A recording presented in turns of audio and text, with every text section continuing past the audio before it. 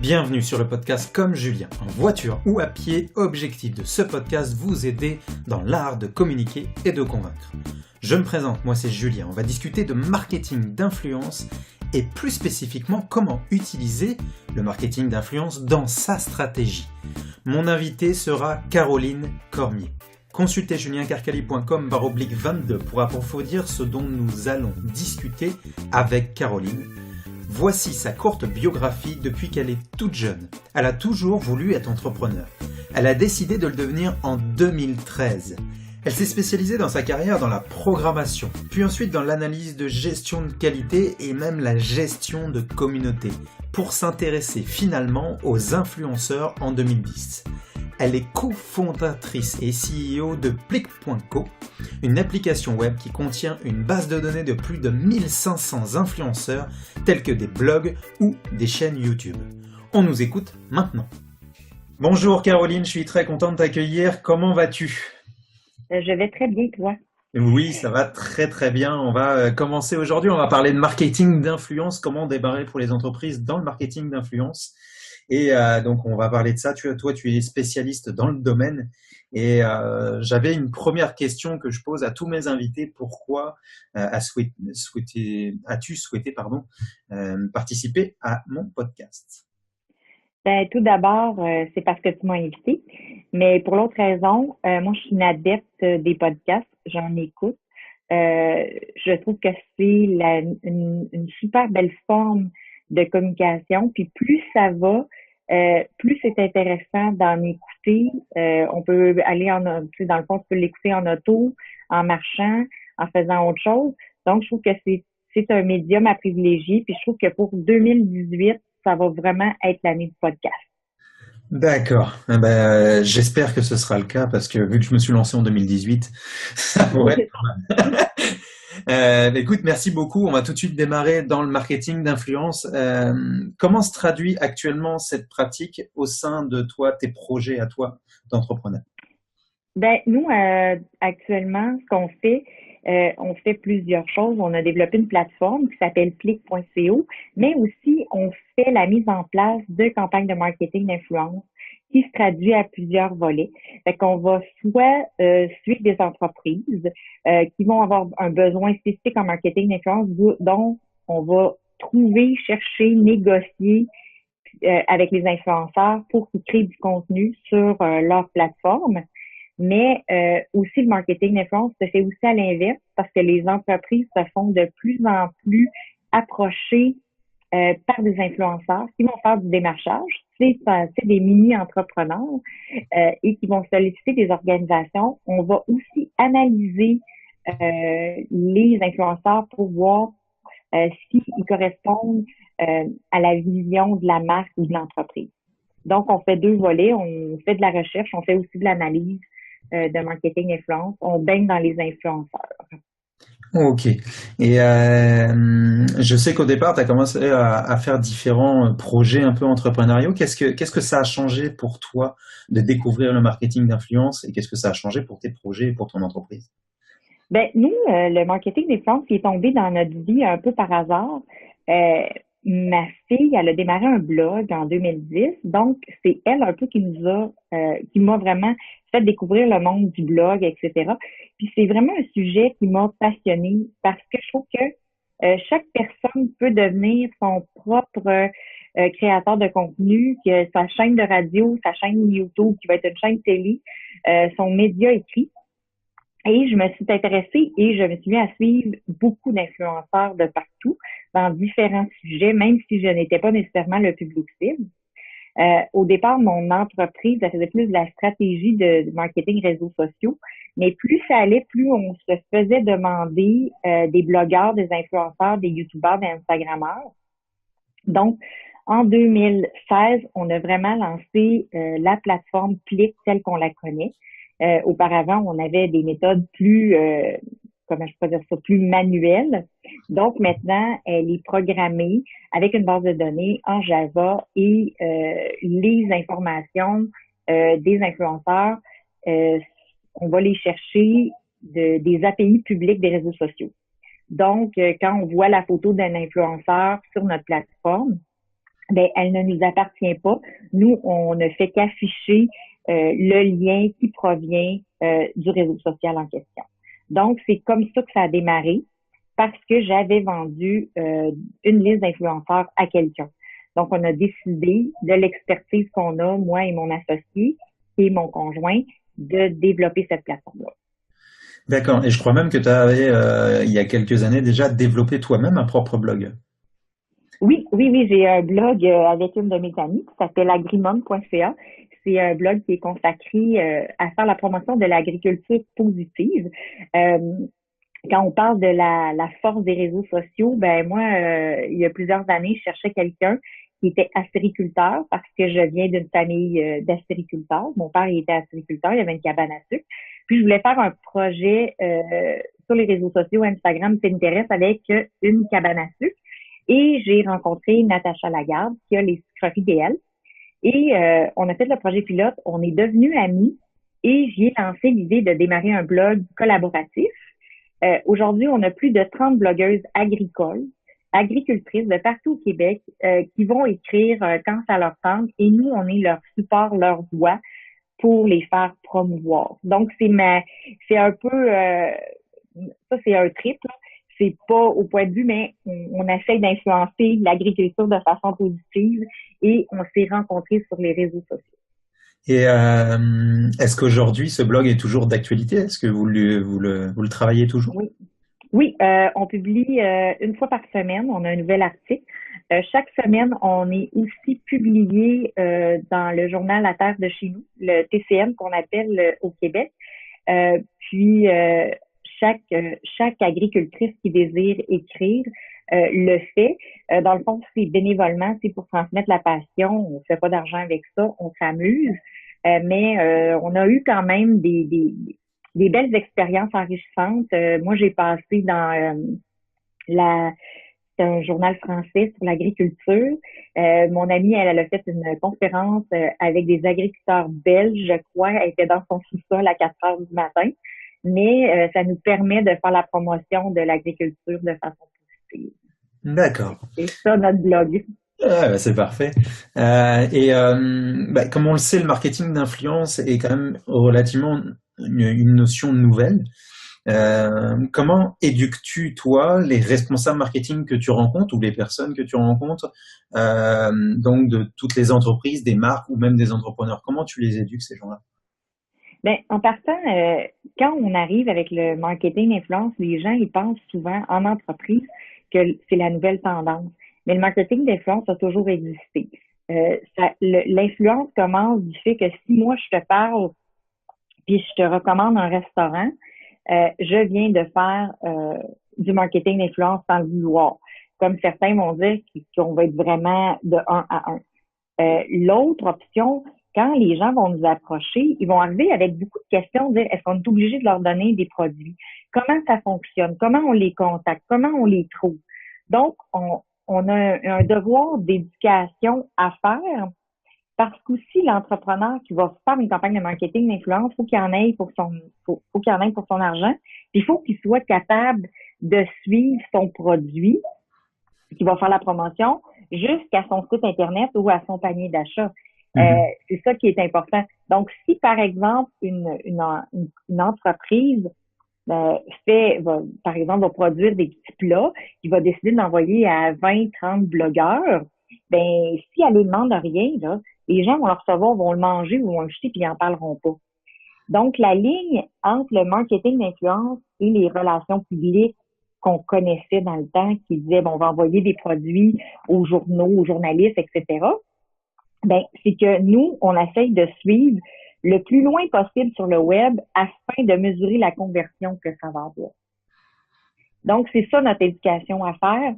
Puis souvent, les gens ils pensent que c'est que tout le monde en parle, c'est que tout le monde va parler de marketing d'influence, mais au départ, on va s'arranger pour que si, par exemple, moi je suis une marque puis je te contacte, tu vas automatiquement me dire oui, mais peut-être que ça n'a aucun lien avec ta ligne éditoriale de ton blog, de ta chaîne YouTube, etc. Ou ma Donc, cible. c'est ça qu'il faut éduquer. Puis tranquillement, pas vite, on essaye de faire en sorte que il y a de plus en plus de gens qui nous connaissent. et de plus en plus de gens qui savent c'est quoi le marketing d'influence exactement, puis comment on peut s'en servir avec des petites PME et avec un budget minimum. Est-ce que tu as des PME qui actuellement, qui par exemple n'ont pas de site web et qui veulent faire du marketing d'influence? Non, habituellement, les PME qui vont arriver chez nous, à la différence des agences de communication ou des agences de publicité traditionnelles, parce que nous, on est vraiment une boîte de marketing d'influence, ils vont arriver avec un site web qui va être soit transactionnel ou Mhm. qui vont vouloir acquérir des inscriptions à quelque chose. Donc, nous, par exemple, on ne fera pas la promotion de quelque chose mettons, d'un restaurant qui va être le lien plus avec la relation publique. Nos clients ont souvent ils ont des objectifs de conversion, de vente au bout de la ligne ou de notoriété ou de référencement Mhm. en premier. Donc, c'est ce qui différencie vraiment la campagne de marketing d'influence avec une campagne de relations de presse, par exemple. D'accord. Et quand justement, quand on commence, quels outils ou quels outils sont selon toi à privilégier quand on est Ben, une entreprise ou un entrepreneur? ben, c'est sûr qu'au départ, si l'entreprise, l'entrepreneur ne connaît pas de blogueur dans son domaine, ben, il y a toujours les réseaux sociaux qui peuvent, de façon gratuitement ou dans Google, rechercher des blogs qui vont traiter de son sujet. Euh, Après ça, il peut se monter une liste. La seule différence, c'est que ce qui est important de mesurer, c'est est-ce que l'influenceur a des est-ce qu'il y a de l'engagement, est-ce qu'il y a des faux abonnés, est-ce qu'il est crédible, est-ce qu'il publie régulièrement. Donc, après ça, on peut privilégier des outils. Nous, on a développé Plit, qui contient maintenant plus de 2000 influenceurs canadiens qu'on va analyser à tous les soirs. Donc, on est capable de voir est-ce que les gens utilisent des boosts Instagram qui vont faire de l'abonnement, des abonnements? Est-ce qu'ils vont avoir de l'engagement ou non? Euh, c'est la chose qu'on peut pas mesurer avec Excel parce que à la fin d'une journée, l'engagement d'un influenceur devient obsolète parce que son nombre d'abonnés a bougé. Les publications, il y en a eu qui se sont ajoutées. Il y a eu d'autres engagements, donc c'est des suivre au fil du temps. Il y a d'autres outils qui existent, que ce soit aux États-Unis ou en Europe, mais aux États-Unis, ils vont considérer que tu es un micro-influenceur à partir de 100 000 abonnés, tandis qu'au Canada, on va parler plus de 10 000 et moins. Puis en Europe, souvent, sont plus axés sur tout ce qui est lifestyle et mode, qui est différent de nous. Tandis que nous, on va travailler avec des micro-influenceurs de niche. Ok. Mais au-delà de notre application, on fait toujours de la recherche. Et est-ce que vous êtes spécialisé dans le marché francophone ou plutôt anglophone actuellement? Les deux, parce que notre base de données contient à peu près la moitié français, anglais. Nous, on va être principal. Ben, les influenceurs au Canada sont principalement présents au Québec, en Ontario, en Colombie-Britannique, un peu en Alberta. C'est sûr que dans les régions moins peuplées, il y a moins d'influenceurs. Euh, Même notre plateforme peut être utilisée par des organisations qui sont à l'extérieur du Canada, mais qui veulent faire découvrir leurs produits, leurs services ou leur attrait touristique à des Canadiens. Et quels sont les mandats les plus récurrents que tu peux avoir en termes de, tu parles de lifestyle et est-ce que ça va être plutôt des personnes qui recherchent des activités nature? Est-ce que ça va être plutôt des personnes, tu parlais d'une menuiserie ou de quelqu'un qui fait des planchers? Oui, Est-ce mais que, nous, on va. Ben, ça dépend. Des fois, ça va être vraiment dans le lifestyle, dans la mode, un créateur de produits québécois, que ça va être dans le bijou. Des fois, c'est aussi affaires, qu'on a quand même des mandats de faire connaître des programmes gouvernementaux auprès des entrepreneurs. Et il y a ce qui va beaucoup fonctionner, c'est tout l'attrait touristique. Parce que le marketing d'influence aujourd'hui, au point de vue touristique, remplace les voyages de presse qui se faisaient avant par un magazine, par exemple. Donc, c'est une avenue très intéressante dans ce sens-là. d'accord. On a parlé des outils à privilégier quand on commence. Justement, si on parle des outils, on parle aussi stratégie. Quelle stratégie adopter quand on démarre et quand on veut justement toucher un certain public? Ben, ce qui est super important, c'est que l'entreprise sache à qui elle s'adresse. Le persona exactement. Si par exemple on prend je sais pas, le zoo de Granby, mettons un exemple, qui est pas mon client là, parce que c'est quand même concret. Donc si on fait une campagne de marketing d'influence, même si c'est une entreprise déjà établie, mais envoyer des billets ou faire venir des influenceurs au zoo est une chose. Mais il faut que les influenceurs qui vont parler du zoo euh, puissent traquer à qui ils ont, c'est qui les personnes qui ont été intéressées à y aller puis qui ont eu l'idée. Donc ça peut se traduire de différentes façons avec des codes promo, euh, un concours, etc. Mais c'est vraiment de connaître ton public cible. Mais aussi parfois, c'est de dire si tu as un animal de compagnie puis tu as un produit à promouvoir qui va s'adresser à eux, ben des fois, il y a des blogueurs familles qui vont être intéressés à ce produit-là, mais qui ne seront pas nécessairement affichés comme blogueurs animaux, mais que l'animal de compagnie va faire partie de la famille. D'accord. Et quel conseil justement tu donnerais à quelqu'un qui crée tout juste son entreprise puis qui se dit bah tiens j'ai envie de me faire connaître par le biais du marketing d'influence. C'est quoi la première étape qu'il doit faire selon toi dans le marketing d'influence? Ben, la première étape qu'il va faire, c'est de savoir exactement c'est quoi le contenu à qui il veut s'adresser. Une fois qu'il a déterminé cette façon de faire-là, de travailler avec des influenceurs de niche, qu'on appelle, qui vont avoir moins d'abonnés que les grandes vedettes, ce qui va faire en sorte que le, les gens avec qui il va collaborer vont coûter beaucoup moins cher que la grande vedette. C'est le principe, dans le fond, de faire affaire avec une personne qui va faire une annonce télé ou de le faire avec dans le journal ou dans une télé communautaire. Mm-hmm. C'est d'y aller avec, puis c'est prouvé que plus on travaille avec des influenceurs nichés, plus ils ont de l'engagement, puis plus leur communauté est active. Parce que si on travaille avec quelqu'un en région, puis qui est connu de sa région, ben ces gens-là vont embarquer, puis vont pouvoir, ils vont se sentir comme si c'était un ami qui les parlait. Donc moi, je dis tout le temps, au début, essayez pas de viser trop haut, commencez avec des influenceurs de niche. Des fois, ça va vous apporter un super beau bouche à oreille. Et je me pose une question, je lisais pas mal sur le marketing d'influence ces dernières semaines. Est-ce que tu es d'accord pour dire qu'à partir du moment où on a un nombre de liens, on va dire 3, 4, 5 liens dans des influenceurs de niche, est-ce qu'on peut justement plus facilement attirer les gros influenceurs?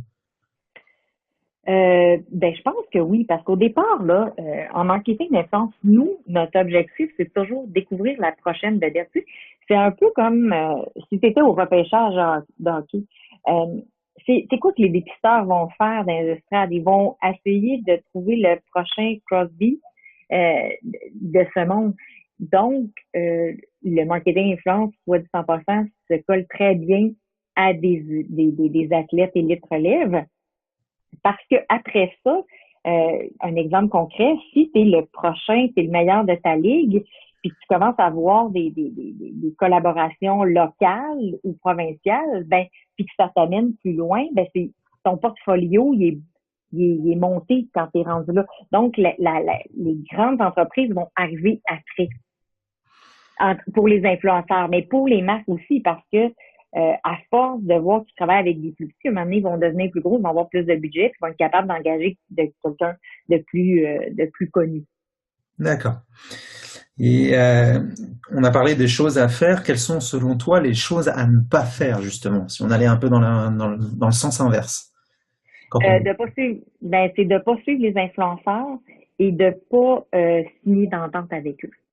Le contrat est super important parce que si moi, je veux faire une campagne de marketing d'influence, je t'envoie un sac à dos, je te demande rien, ben, t'es pas obligé de le mettre sur tes réseaux sociaux, au même titre que de s'assurer de respecter les normes canadiennes de la publicité.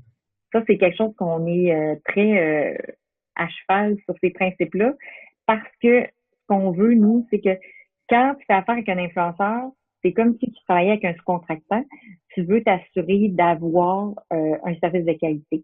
Mm-hmm. Donc, de faire signer une entente, c'est primordial. Si tu le fais pas après ça, ben, tu peux dire ben ça n'a pas marché, mais je sais pas pourquoi.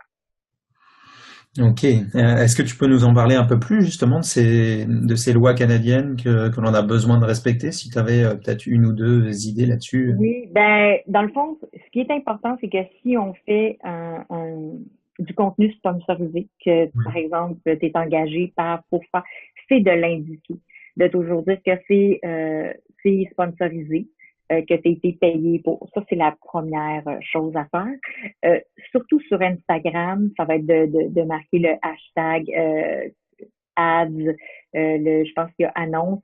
C'est vraiment de l'identifier. Ça, c'est vraiment les choses primordiales à le faire, de s'assurer que le contenu est de bon goût, mais moi, je vous dirais que c'est un peu flou. Tu sais, les normes de la publicité sont différentes à la télé que sur le web, Ok. mais plus ça va, plus on peut même, tu sais, avec Instagram, de dire que c'est un contenu commandité, avec Facebook aussi. Donc, c'est important de le faire. Donc juste le mentionner suffit déjà Oui, pour commencer par régler, pour oui, on va dire être en accord avec la loi. oui, c'est ça. D'accord, d'accord. Et si on le mentionne pas, donc ça peut être par exemple pénalité d'amende, des choses comme ça qui peuvent arriver. Ben, là, ils sont en train de tout leur redéfinir. Ok. Il y a encore des lignes un petit peu plus floues. Si, Mhm. par exemple, on va, par exemple, engager un influenceur qui va venir de l'étranger, là, c'est à vérifier. Je les connais pas tous par cœur, là, faudrait que je valide, mais c'est vraiment, c'est des choses qui changent, puis c'est des choses qu'en tant qu'influenceur, ils doivent se tenir informés, mais en tant que marque aussi, vous assurer que c'est bien fait, mais vous devez aussi vous informer concernant. Il y a le site sur les normes canadiennes de la publicité. Il y a un chapitre, là, il y a vraiment un long texte qui explique le tout. D'accord. Avant de passer aux questions flash que je pose très régulièrement à mes invités, euh, Oui. j'ai une dernière question pour toi. Quelles sont selon toi les qualités, soit de l'entrepreneur, soit de l'entreprise, euh, qu'on a besoin de mettre en place pour pouvoir effectuer cette pratique?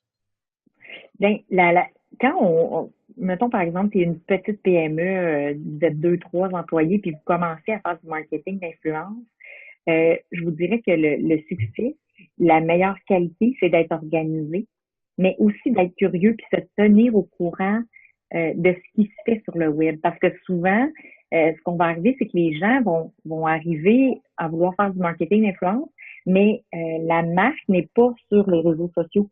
Ils commencent, ils ont 10 abonnés, ils n'ont jamais pris la peine, le site web date de 2002.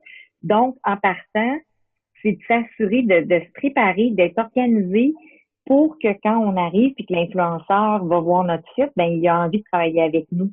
Donc, le succès d'une campagne de marketing d'influence, c'est vraiment qu'on soit au niveau, au point de vue technologique, mais aussi qu'on soit organisé pour suivre la campagne au complet. Donc c'est bien d'avoir une stratégie avant de commencer. Oui, C'est comme c'est dans tout, ça. je dirais même. Mais Ben, comme un objectif, parce que si c'est ça. la marque débute et n'est pas connue, ben, le premier objectif d'une campagne de marketing d'influence va être, dans le fond, de faire connaître la marque, d'augmenter ta notoriété. Tandis que si ta marque est connue, ben là, peut-être que ton premier objectif, ça va être d'avoir un taux de conversion puis de faire des ventes en ligne.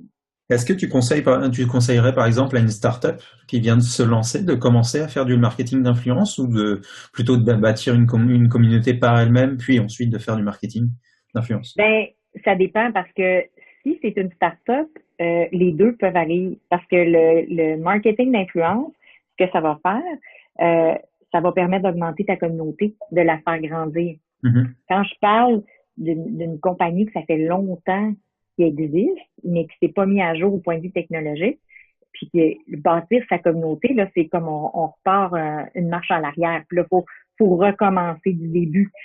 Donc, la start-up a l'avantage de profiter des deux, D'accord. de monter sa communauté en même temps.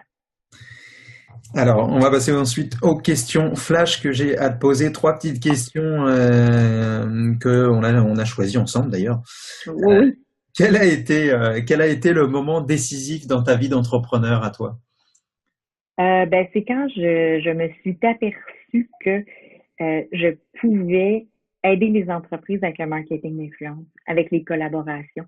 C'est la journée que je me suis dit, moi, j'ai toujours rêvé d'être entrepreneur. J'ai travaillé en grandes entreprises longtemps, mais le jour où Plick est né, pour vrai, c'est comme si c'était, oui, c'est ça qu'on veut faire maintenant. C'est ça notre mission, c'est ça notre passion. les influenceurs, on les écoute, on en mange. Fait que c'est le moment décisif, c'est quand je me suis dit pourquoi on les analyserait pas. C'était ça, puis ça fait 2 ans et demi maintenant, mais ça fait au début, en 2013, quand j'ai démarré, 2014, la vision était pas aussi claire qu'aujourd'hui. J'imagine. Et qu'est-ce qui a fait que tu t'es dit, tiens, je pense que ça pourrait être un business qui fonctionne?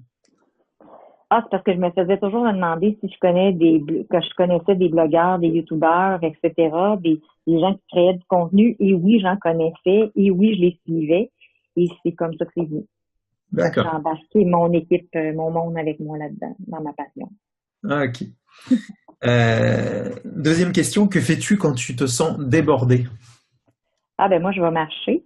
Ben là, je vais pouvoir plugger là, que ça fait plus de 225 jours que je fais 10 000 pas par jour.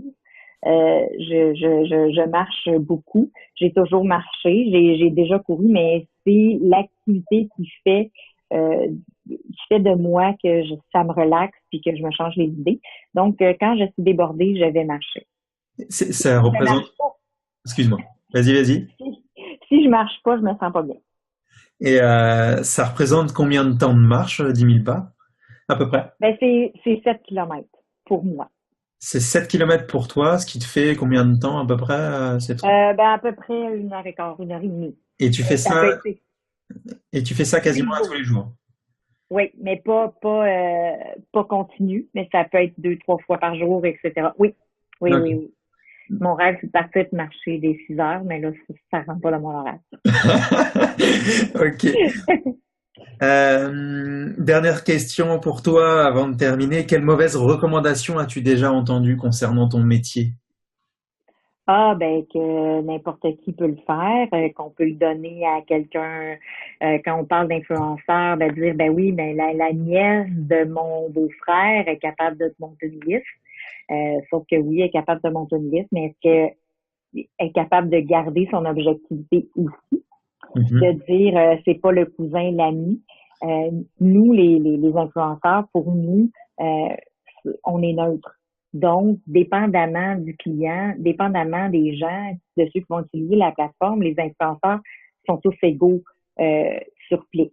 C'est sûr que prochainement, on va avoir, les gens vont pouvoir, par exemple, les coter de type Airbnb, dire oui, j'ai travaillé avec lui, très bon service, etc.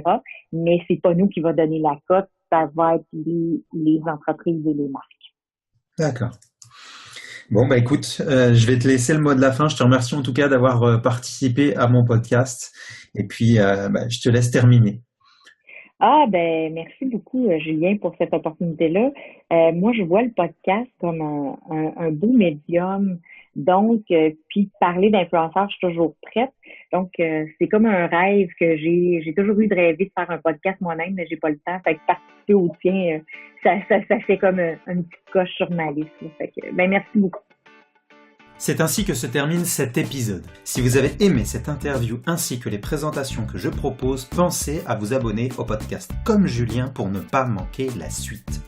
Que ce soit sur iTunes ou la plateforme de podcast de votre choix, vous pouvez trouver des instructions pour comprendre comment vous abonner en vous rendant sur juliencarcali.com/podcast. Et pour finir, si vous avez apprécié l'approche que je propose sur la communication, eh bien j'ai besoin d'un petit coup de pouce. Tout d'abord, commencez par me laisser une évaluation sur la plateforme de podcast que vous utilisez, surtout si vous utilisez iTunes.